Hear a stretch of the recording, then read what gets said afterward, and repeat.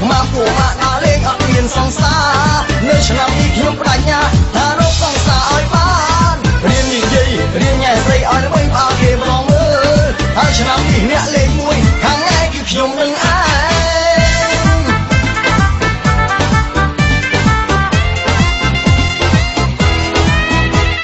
ខ្ញុំក៏សងហាដែរតែអន់រឿងញ៉ែមួយមុខ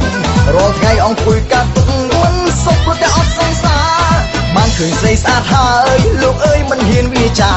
ពួកម៉ាក់វាមានវោហាវាអូក្រឡាយកម៉ាក់អូឈឺណាស់ខ្មាស់ពួកម៉ាក់ដើរលេងអត់មានសង្សារនៅឆ្នាំនេះខ្ញុំបដិញ្ញាថារកសង្សារឲ្យបានរៀននិយាយរៀនញ៉ែស្រីឲ្យល្បីផ្អើលគេម្ដងមើលហើយឆ្នាំនេះអ្នកលេខ1ខាងឯងគឺខ្ញុំនឹងឯង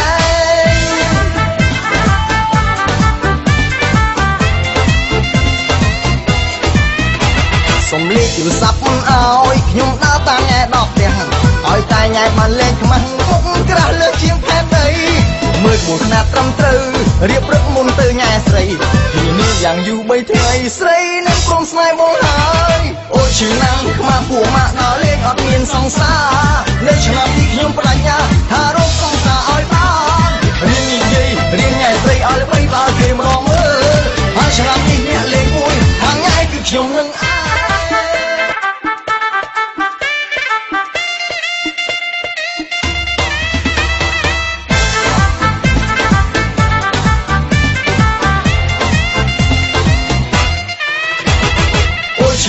ខ្មាស់ពួកម៉ាក់ដើរលេងអត់មានសង្សារនៅឆ្នាំនេះខ្ញុំបដិញ្ញាថារកសង្សារឲ្យបានរៀននិយាយរៀនញ៉ែស្រីឲ្យល្បីផ្អើលគេម្ដងមើលហើយឆ្នាំនេះអ្នកលេខ1ខាងឯងគឺខ្ញុំនឹងឯង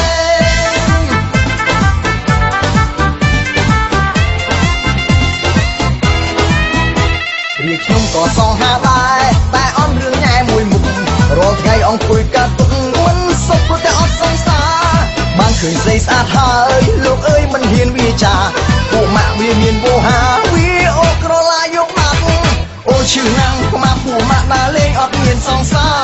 នៅឆ្នាំនេះខ្ញុំបដិញ្ញាថារកសង្សារឲ្យបានរៀននិយាយរៀនញ៉ែស្រីឲ្យល្បីផ្អើលគេម្ដងមើលហើយឆ្នាំនេះអ្នកលេខ1ខាងឯងគឺខ្ញុំនឹងឯង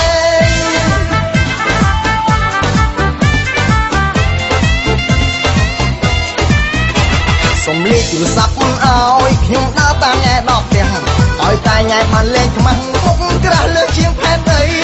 មើលក្បួនខ្នាតត្រឹមត្រូវរៀបរឹកមុនទៅញ៉ែស្រី